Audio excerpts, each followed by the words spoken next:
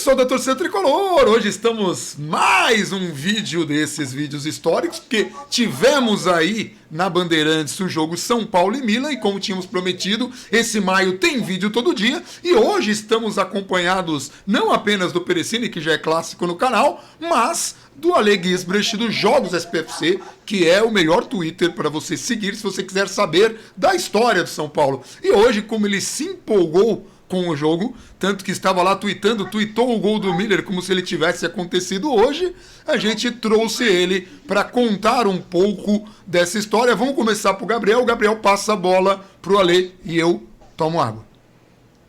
Tá bom. Antes da gente começar aqui, dessa vez o jogo foi na íntegra, né? E corrigindo já um pouco tarde, né? A gente falou nos dois últimos vídeos que o jogo era às 4 da tarde, mas o jogo era às 14 horas, não às 4 da tarde. Então, se alguém foi se informar por esse ponto por aqui, eu acho que acabou perdendo um pouco do jogo. Não, talvez ele inteiro. Mas uma ressalva que eu fiz a correção na comunidade. Falei, hoje o jogo é 2 horas, porque a gente falou 4, mas pensando 2 porque era 14, ficou aquilo na cabeça e passou, mas aí eu fui lá na comunidade e coloquei justamente para ninguém perder, e não foi íntegra, tá? Foi aquele VT de 1 hora. Não, hoje? Hoje? Não, foi íntegra. Foi íntegra. Não, peraí. Foi íntegra, tá certo. Teve até um intervalo mesmo. Assim. Foi. Em 92... Você quer parar o vídeo e voltar quando passar a ressaca, a bebedeira? Pior que eu não bebi, cara, é só água mesmo. Triste. Isso é gin. É que assim, eu fiquei muito nervoso com o jogo. O jogo do Milan foi um jogo muito mais difícil que o jogo do Barcelona. E eu fiquei naquela ansiedade, né, de vir logo, né? O segundo tempo parecia outro jogo, né? O primeiro tempo foi um jogo de um gol só, e podia ter ficado ali, tava bom. Mas no segundo tempo aconteceu tudo, e assim, na reta final do jogo, o jogo fica muito eletrizante. A reta final dele parece que é melhores momentos, mas não. É que o final do jogo foi muito bom mesmo. E antes da gente começar a gravar, né, a gente estava até conversando aqui segundos antes de começar a gravação, eu até perguntei, né, Ale, foram 4 jogadores de diferença entre o Mundial de 92 e o Mundial de 93, além da nova função do Cafu, né? Só que não, eu confundi, eu esqueci, né, da troca de Ronaldo Luiz com André Luiz. Então, assim, se você pegar o time que ganhou do Barcelona em 92 para o time que ganhou do Milan em 93, são 5 novos jogadores, né, considerando apenas o time titular, o Dinho entra no finzinho contra o Barcelona, além do Cafu, que jogou em 92 mais avançado e joga de lateral contra o Milan. Então, é uma nova equipe completamente.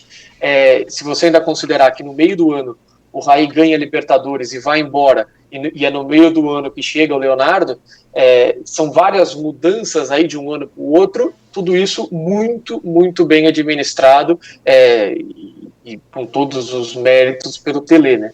Não, e assim, que é mais um ponto aí que a gente pode considerar. E vamos lembrar que o Leonardo ele era terceiro reserva na lateral esquerda no Flamengo. Quando ele foi, a primeira vez que São Paulo foi atrás dele, o Flamengo não fez muita questão, assim, não prestava tanta atenção assim, porque ele era o terceiro reserva de uma posição e chamou a atenção pro Ale do Ale não.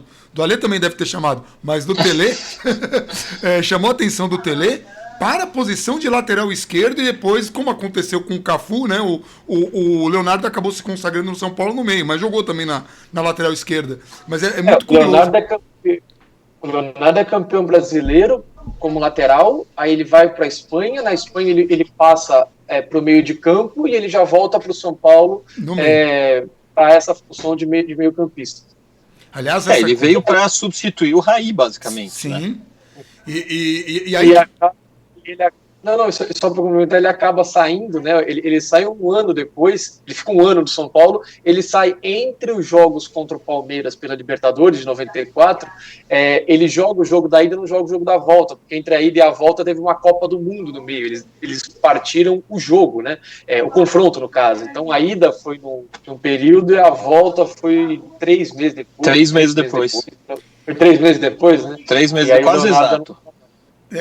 E uma coisa que me deixou preocupado na época com esse jogo, justamente, que hoje a gente fala números, 5 jogadores mudaram. Mas, e até a gente falou disso aqui, né? Perder o Raí no meio do ano o Raí. O Raí era 70% do time, porque na época em que o Raí jogava, nessa primeira passagem dele para o São Paulo, ele era o termômetro do São Paulo. Se o Raí não estivesse bem, o São Paulo inteiro caía drasticamente assim, o rendimento do time como um todo. O São Paulo teve que se adaptar à saída de Raí e, como torcedor, quando a gente foi enfrentar o Milan, dava pra, não era o Pintado, era o Doriva. Não era o Raí, era o Leonardo. Não era, sabe assim, a diferença era bem considerável e trouxe assim muita apreensão pra gente, torcedor da época, porque não tinha a mesma força do São Paulo de 92, mas era muito forte também. É curioso. O Tele tinha reservas em relação ao Doriva, assim, pelo menos em comparação com o Pintado, que o Menon uma vez contou essa história, que num treino lá tava o Doriva, e aí o Menon virou e falou assim, então esse é mais ou menos o novo Pintado, e o Tele virou para ele e falou, ele é bom, mas não é um Pintado, tá vendo essa bola aí? O Pintado já teria voltado, o Doriva ainda tá lá no outro campo. Então, e mesmo o Leonardo, em relação ao Raí, com todo o respeito ao Leonardo, todos esses jogadores, tirando o Valber, ainda que o Valber tenha num gol ali bobeado, mas o Valber era um zagueiro fantástico, né? Um grande, muito habilidoso, né? Que foi um acréscimo tê-lo ali, mas você tira um Ronaldo Luiz, que salva gol em cima da linha, milagreiro, para colocar o André Luiz. Você tira o Pintado, que era assim, a raça do time, coloca o Doriva, muito esforçado. Você tira um Raí para colocar um Leonardo. Você tira um Cafu, quase do ataque, para colocar na defesa, se bem que em alguns momentos do jogo ele deixou. Ele era aquele lateral que. Aliás, que jogo do Cafu, né? Tava bem. O jogo do Cafu.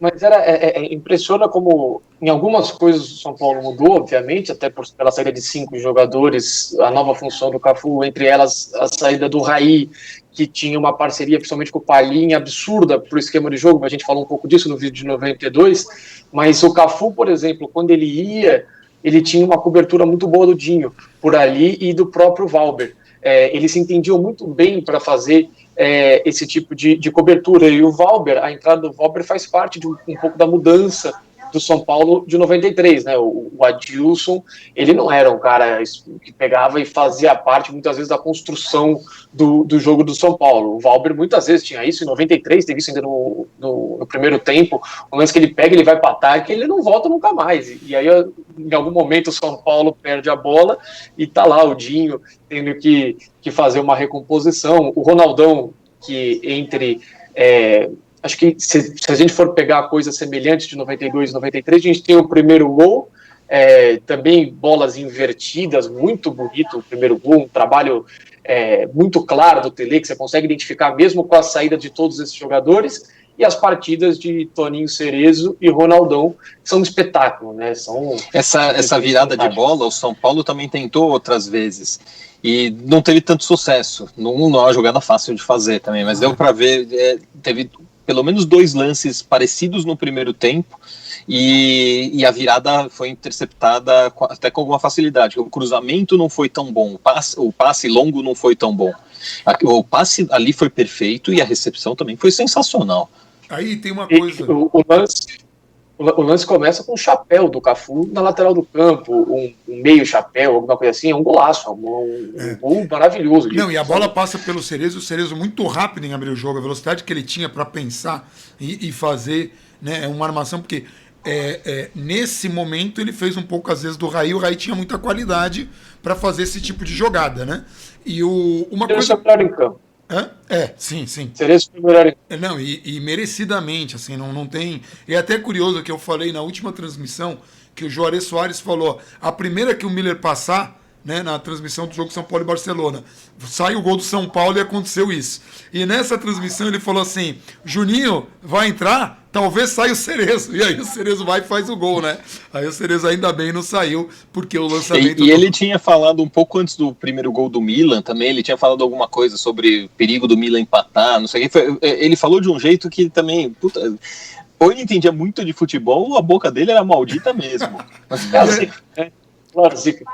Ou um pouco dos dois, vamos dizer assim. Não, que funcionava para os dois lados, então podia ser maldita ou santa, dependendo do ponto de vista, né? Então é mais fácil você pensar, até que o cara entendia um pouquinho de futebol.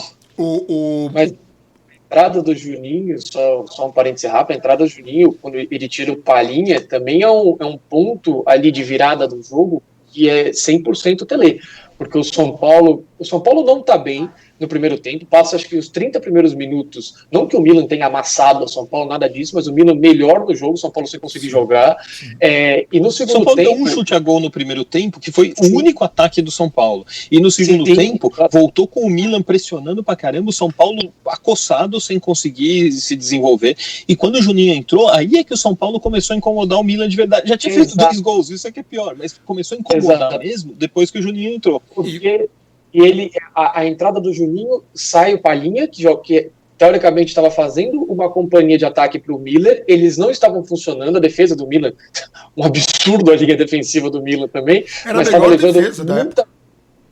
Não, era um absurdo. Estava levando muita vantagem em relação a eles, ele tira o Palhinha, coloca o Juninho entra no meio de campo, ainda que um pouco mais avançado, mas entra no meio de campo, e o Cerezo ele recua.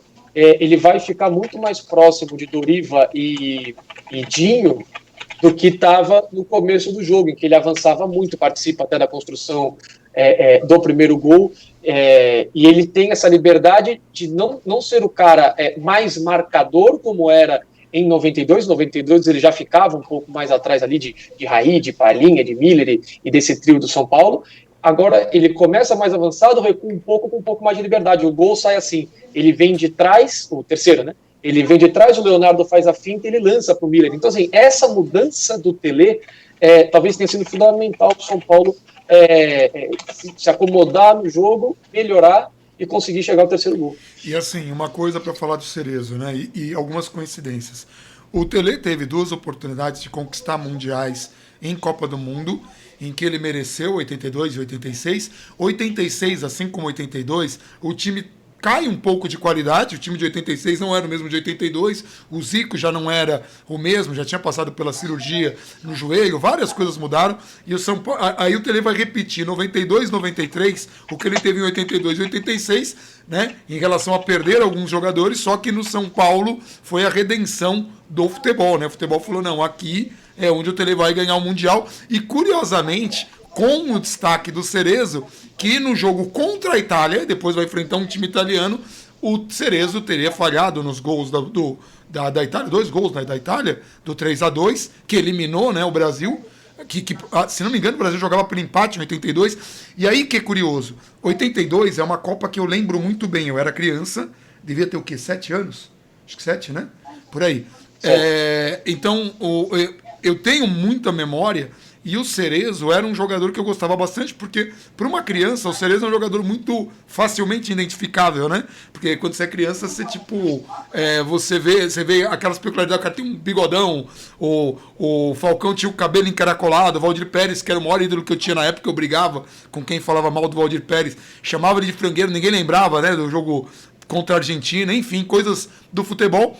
O Cerezo, quando foi para o São Paulo, trouxe toda aquela coisa de ver o Tele ter a redenção dele, que eu esperei a vida toda, porque eu me lamentei muito em 82 e 86, e aí ver ainda o Cerezo se consagrando no São Paulo, e ver hoje o jogo, ele com a camisa ali, sabendo que ele ia fazer a melhor partida de novo, né? Com a camisa 11.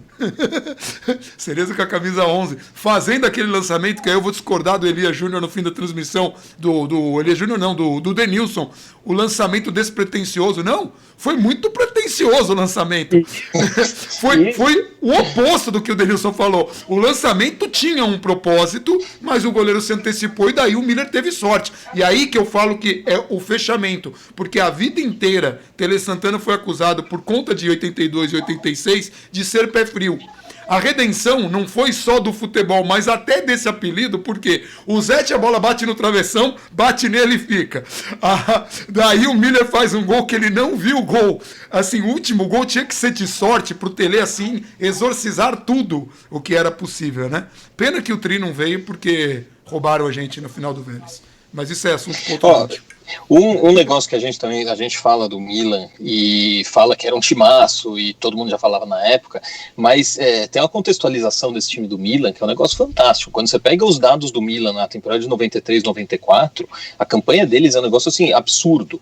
Eles conquistaram o campeonato italiano com folga, assim, quando você vê na tabela final, ficaram com 3 pontos de vantagem só, mas assim, nas últimas 6 rodadas eles tiveram 4 empates e 2 derrotas. Então o título ou já estava garantido, ou já estava praticamente garantido, e eles foram se segurando lá.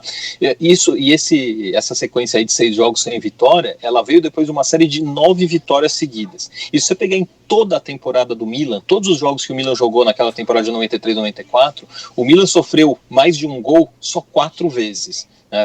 Foi uma vez contra o Udinese no empate de 2-2, que está nessa série sem vitória no fim do campeonato, já com os jogadores já provavelmente fazendo churrasco, nas palavras do Tele.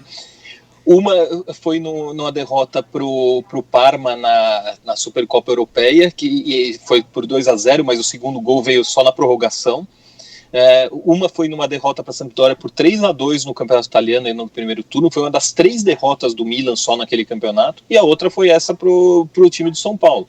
O São Paulo conseguiu, mesmo sem criar muito nos primeiros 60 minutos de jogo, o São Paulo conseguiu marcar 2 gols numa defesa fortíssima. E o que mais curioso? Pode mandar, depois eu falo.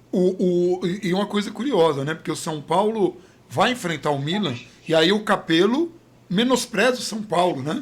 Assim como o Cruyff tinha falado que o São Paulo é um time de correria, daí o Capello vem com um discurso de o São Paulo não vai aguentar 20 minutos de Milan. É curioso como e isso acabou até acendendo mais ainda os jogadores, mas curioso, você vem defender o título do melhor time do planeta, você já tem um futebol reconhecido, mas ainda assim você é menosprezado. Que curioso, né? Tudo bem que era um timaço Milan, né?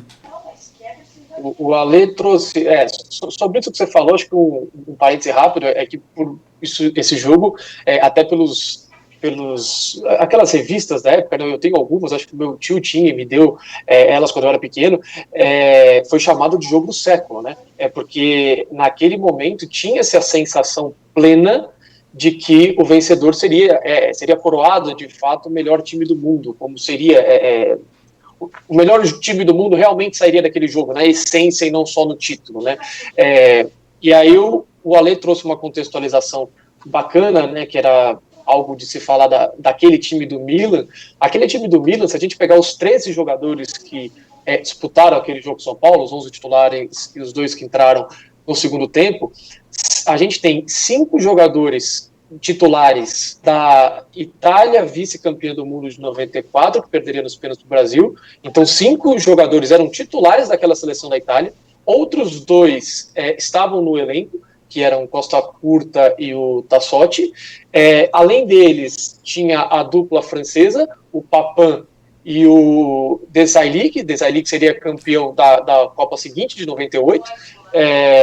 Tinha não, né? o Romero... Seguinte da seguinte, né? Na seguinte, o Brasil foi campeão, na seguinte da seguinte. Seguinte dessa de 94, que eu disse que tinham os jogadores italianos do Milan. Tinha o Raio é muito difícil falar o nome desse cara, pelo amor de Deus, mas enfim, o romeno, que ia fazer uma história belíssima na Copa do Mundo, na mesma Copa do Mundo de 94, nas quartas de final, Romênia e Suécia.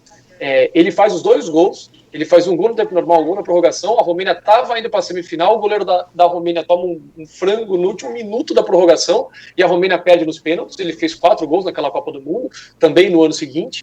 Então, assim, o São Paulo tweetou, inclusive, pouco antes da gente começar a gravar, que 2 jogadores de linha do Milan, ou seja, a exceção ao goleiro Rossi, todos disputaram pelo menos uma Copa do Mundo.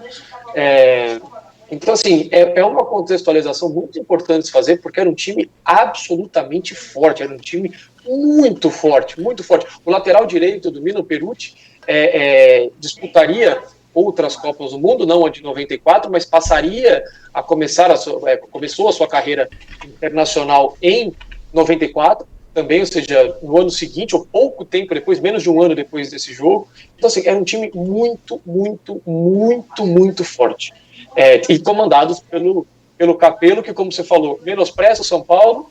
Aí no ano seguinte o Milan volta para o Mundial, perde para o Vélez, o Capello espinafra os jogadores, que fala que o Milan perdeu para um time de terceira divisão, que era o Vélez, e aí acontece uma coisa engraçada. O jogador do Vélez valoriza mais o São Paulo do que o Milan, fala que o Milan não teve uma boa atuação, que se o São Paulo fosse lá teria goleado o Milan, e o Capello, no mesmo pós-jogo, fala que ano passado, sim, que tinha sido um espetáculo, que o time do São Paulo era um grande time, mas que dessa vez eles perderam para um time de terceira divisão e ele estava muito bravo com os jogadores que jogaram como velhos cansados.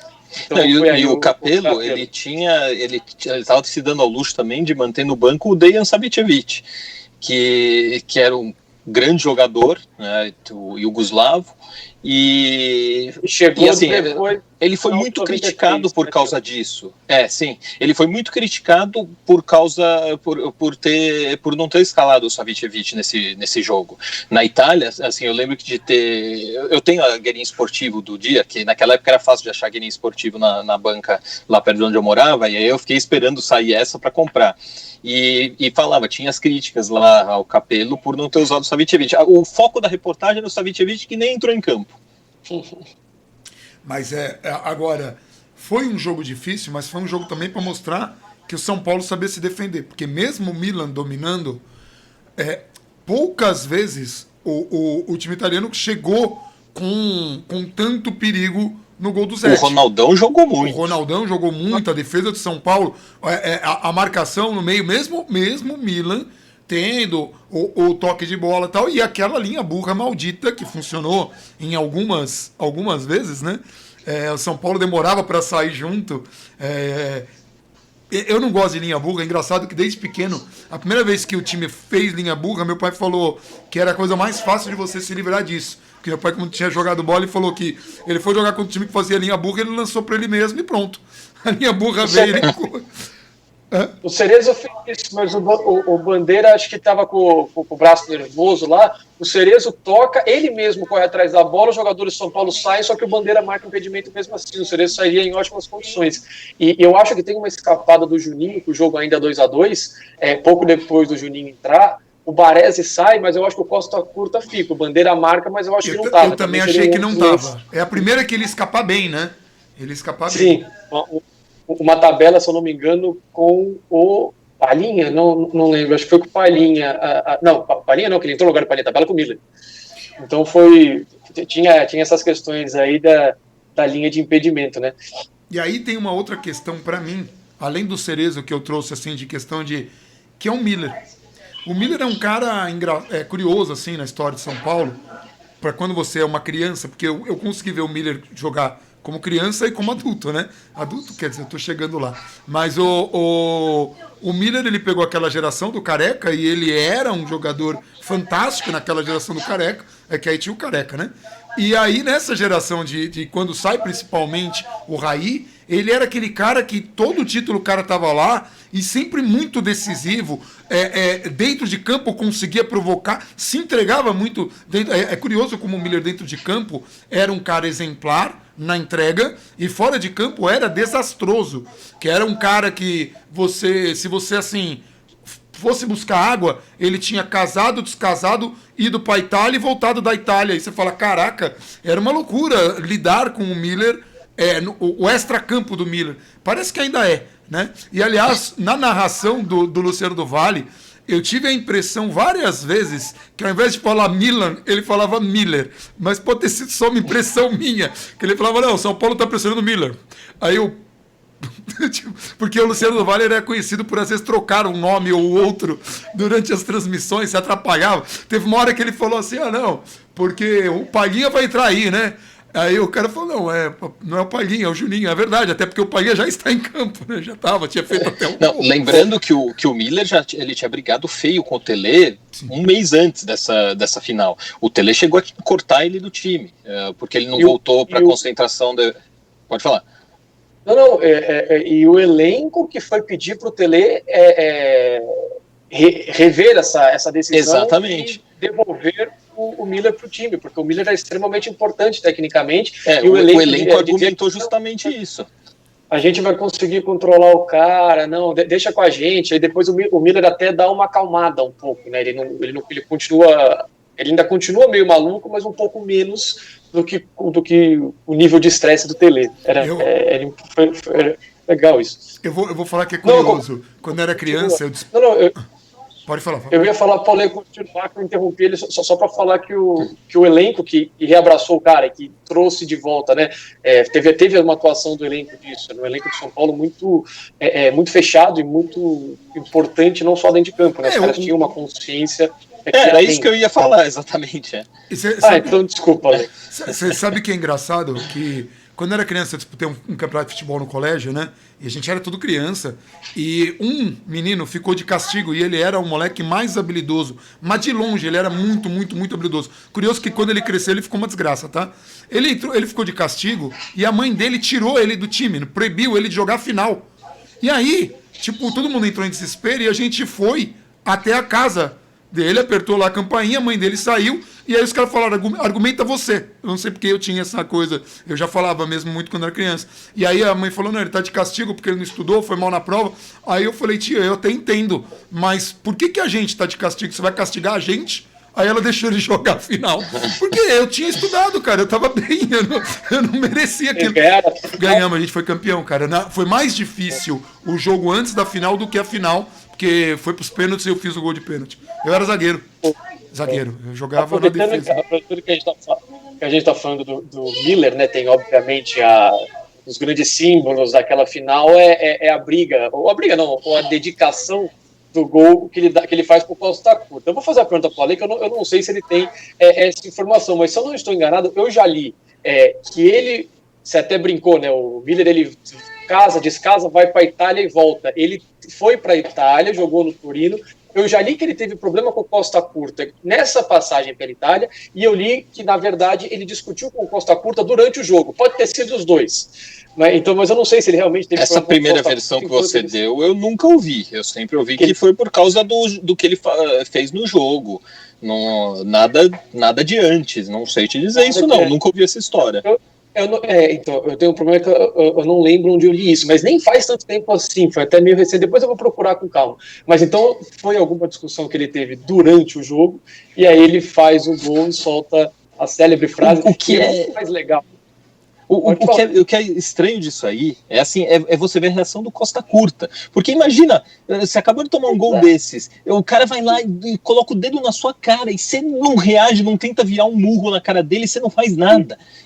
Eu não sei te dizer, a minha reação seria completamente diferente da dele. Era o que eu ia falar, porque em vídeo, porque tem a foto dele apontando, né, pra cara do Costa Curta, e o Costa Curta coloca a mão na cabeça com aquela cara de tonto, mas tem o vídeo, logo depois do gol, que mostra que assim que o Miller olha pra rede, vê que foi gol, ele já vira e sai correndo direto na direção do Costa Curta. Ele tem ainda a cabeça de ir em direção ao Costa Curta. Nem que quando ele virou para comemorar, o cara tava lá parado e ele reagiu. Sim! Ele correu até o cara, apontou na cara dele, ficou lá ainda uns 3 segundos, e depois que ele faz tudo isso, os caras abraçam ele para comemorar o gol, e eles ficam ali naquela região ainda, e o Costa Curta não faz absolutamente nada, um negócio impressionante. Eu lembro que quando eu assisti esse jogo ao vivo, eu fiquei, essa cena não saía da minha cabeça, eu ficava pensando, nossa, mas que coisa legal, que coisa bizarra.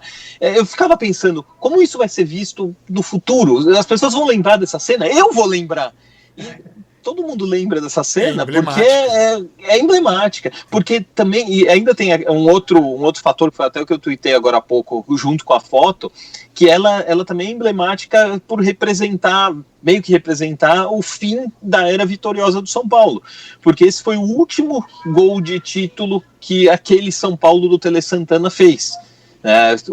De título importante, né? Porque depois ainda teve a Copa Master Comebol, que, se bem que já não foi nem mais com o Tele, e ainda teve a Recopa Sul-Americana em 94, mas que já foi um título que quase ninguém comemorou, né? E a Comebol, que foi com o Muricy, não era o time do Tele. Então, esse gol, que é o gol decisivo de título mais tardio da história do São Paulo, o gol que deu o título mesmo, que saiu mais tarde num jogo, o do Careca em 86, não, aquele não deu o título, aquele levou o jogo para os pênaltis. E então tudo isso são fatores que combinam para um momento único. Aliás, Ale, você falou do gol do Careca, que a gente vai contar amanhã a história desse jogo, porque hoje vai passar na íntegra também. Ou seja, não percam. Não percam hoje, para quem está assistindo o vídeo agora, o jogo é às 9 da noite, confirmado, 9 da noite, na Gazeta. 9 da noite 21, na Gazeta, 21 horas. O jogo vai passar na íntegra e a gente vai fazer o vídeo amanhã falando desse jogo. Ou seja, é curioso como os deuses do futebol escolheram esse domingo, depois do dia do Muricy, que aqui é trabalho meu filho, para presentear com duas das maiores finais da história, o maior final de Mundial da história e a maior final de um campeonato nacional da galáxia. Impressionante. Em muitas galáxias... Quando me falam de que o São Paulo nunca faz gol decisivo no fim do jogo, não sei o que precisando, esse gol do Miller e esse gol do Careca são 2 dos 3 exemplos que eu costumo usar. O terceiro exemplo é o gol do Serginho em 79 contra o Palmeiras na semifinal do Paulista de 78, né, que também foi aos 12 minutos da prorrogação, do segundo tempo da prorrogação. Então,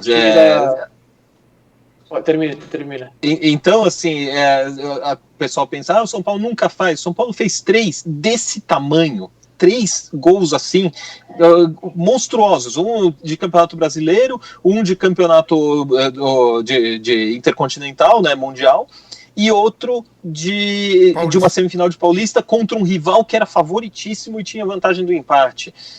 Ok, o São Paulo não ficou com o título ali, mas teve gente que foi chegar em casa no dia seguinte à tarde, de tanto que comemorou, é verdade isso. Então, a gente viveu 3 momentos, né, coletivamente, que, não dá para reclamar. Tudo bem, eu gostaria de ter mais, todo mundo gostaria de ter mais, mas, são 3 momentos que é difícil até descrever. Você tira o gol do Rengané para o São Paulo jogar pelo empate, não? Não, o gol do Rengané, que o São Paulo não jogava pelo empate. O empate levava o título para uma decisão contra o Corinthians. O que dava o empate era de 43, que aí terminou 0-0. E o do Rengané é o segundo gol mais tardio que deu um título para o São Paulo. O curioso é que...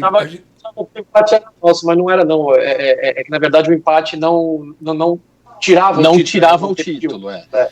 Exato. O curioso é que a gente falou de 3 momentos mágicos do São Paulo de fazer gol decisivo no fim, e em 2 deles o Miller estava presente. O Miller não era brincadeira, não. Assim, viveu a fase do Careca. Uma final perdida pelo São Paulo, né? Sei lá, disputou o quê? Umas 12 finais, sei lá. Foi aquela do Vélez, né? Aquela trágica. Aquela do Vélez. Eu acho que foram 13 com 12 títulos, ou 12 com 11 títulos. Alguma coisa assim. Eu sei que ele só não ganhou um título, porque o futebol foi muito errado. O futebol errou. O futebol foi muito errado, sim. Os deuses do futebol foram muito errados, isso eu concordo. O Miller tinha que ter vencido todos. Pegando aquele jogo, a gente teve agora a oportunidade, acho que a gente nunca teria uma oportunidade de ver a final de 92 e de 93 num espaço tão curto, né? Assim, de uma maneira tão orgânica, sem você parar para sentar. Eu acho que se os campeonatos estivessem acontecendo normalmente, dificilmente alguém pararia para sentar e rever esses 2 jogos, a menos que você nunca tenha visto, porque você não era nascido alguma coisa, e você vai tirar para ver, como muita gente faz, mas acho que a gente nunca teria a oportunidade de ver esses 2 títulos seguidos no intervalo de espaço aí, no intervalo de 1 ano, e notar todas as diferenças, notar o quão grande foi o Pelé, notar o quão grande foram essas conquistas, os adversários que nós enfrentamos, o Dream Team, o Milan base de uma seleção que não foi campeã de uma Copa do Mundo por uma decisão por pênaltis. Então, assim, é um negócio muito, muito, muito significativo na história do São Paulo, é muito grande, assim, e você olhar todos os detalhes disso, o que o Ale lembrou do Milan, do Miller, quase fica, ó o Luciano do Vale aqui, do Muricy, oh meu Deus do céu, do Tele afastando do Miller, do Tele afastando o Miller, e aí o elenco do São Paulo indo conversar com o Tele, e o Tele tendo a sensibilidade de falar, não, beleza, então vamos dar uma chance pro cara, e o cara volta. Eu acho que no jogo imediato que ele volta, o Zete até, se não me engano, o Zete conta essa história, no jogo imediatamente seguinte ao retorno do Miller, ele faz 1 ou 2 gols e garante a vitória do São Paulo num jogo no Morumbi. Então, assim, todos esses detalhes, cara, para mostrar a grandeza de alguns personagens do São Paulo, a grandeza de algumas partidas do São Paulo, são coisas muito especiais.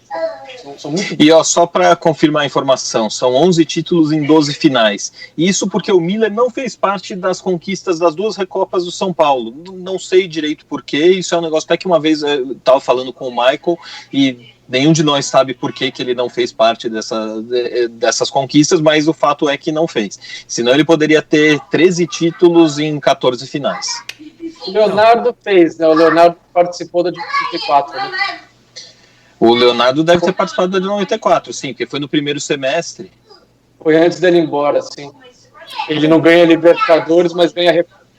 Pois é, enfim. História foi feita...